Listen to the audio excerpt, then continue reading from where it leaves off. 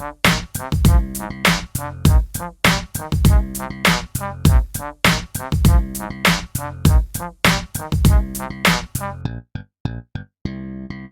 marks the 20th anniversary of Final Fantasy Tactics. It released for the original PlayStation on January 28, 1998 in North America. For me, it's still the best spin-off the series has seen yet. Unfortunately, there are not a lot of games in this sub-series, unless you want to count everything in the world of Ivalice, which would also include Vagrant Story and Final Fantasy XII. I could talk about those games as well, but I'm going to just focus on the actual Tactics games for now.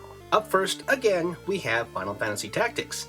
Now, I didn't get this game when it initially released in 1998. Instead, I received the Greatest Hits edition when that was re-released in 2001. It was a Christmas gift from my brother, who had since moved out but remembered how much we connected over Final Fantasy VII, so the sentiment was touching. Admittedly though, I remember actually being upset that I got the game because of how different it looked. Little did I know it would become an addiction not just to this game, but also strategy games in general. Aside from the actual battle system that threw me for a loop, the game was hard.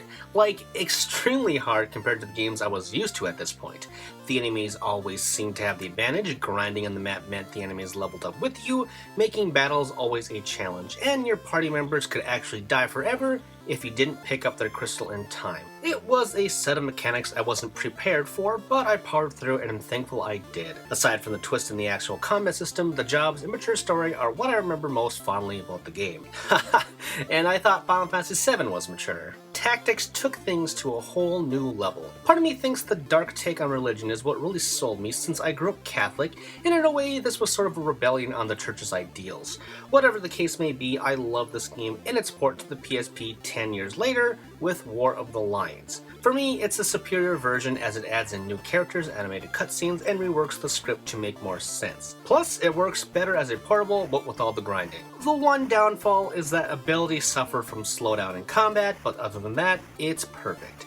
Now let's move on briefly to its first sequel, Final Fantasy Tactics Advanced, which released for the Game Boy Advance on September 8, 2003 in North America. Now here's a fun fact about that. This was the first Final Fantasy spin-off or otherwise to be released on a Nintendo platform since the series went to Sony with Final Fantasy VII in 1997, ending a 9-year hiatus since Final Fantasy VI's 1994 release on the Super Nintendo. Needless to say, it wasn't the Final Fantasy game hungry Nintendo fans were expecting. This game gets a lot of slack because of that, and it kind of sort of degrades it in a kiddie-like sort of way from what the original did so well with its mature content. I think the art is still phenomenal though, and it's still that addicting tactics combat fans had grown to love. The one thing that really hampers things for most, even me, is the judges. In battle, they throw out rules like banning healing items or particular spells like fire. If used, that character will get a penalty card, and if they acquire enough, they'll be sent to jail. While judges are cool as menacing characters, their implementation in battle needlessly overcomplicated things.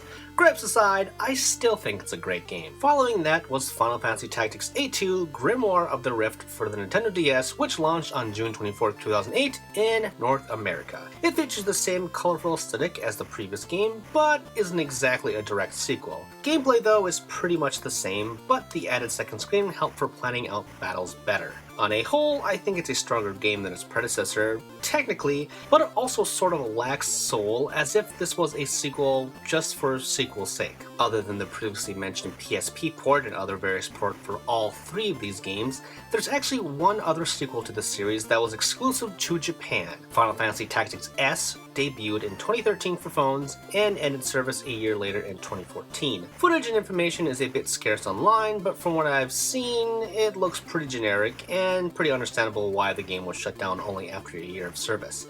It's sad that that was technically the last game in the series. Even worse, the original game that started it all has been left by the wayside. 20 years later, the hero, Ramza, is being immortalized in the new Dissidia game, but that's about it for now. Will we see an announcement from Square Enix this year regarding a new game, port, or some kind of collection? Based on how this sub-series has been treated thus far, my guess points to no. But I want to believe. If you've never played any of these games, or a Final Fantasy title in general, I cannot recommend starting with Final Fantasy Tactics enough. Happy 20th anniversary, Final Fantasy Tactics. My name is Tristan, and you've been watching ReActionExaminer, wherein I do my best to create interesting videos to entertain and educate you fine folks. Be sure to subscribe, that helped me out a lot. And if you want to check out more, be sure to read my work over on The Gamer, wherein I write fun little listicles. You can also drop by my personal website, GameJerk, wherein I post other articles and reviews. All these links and more can be found in the description below. Thanks, and see you all next time.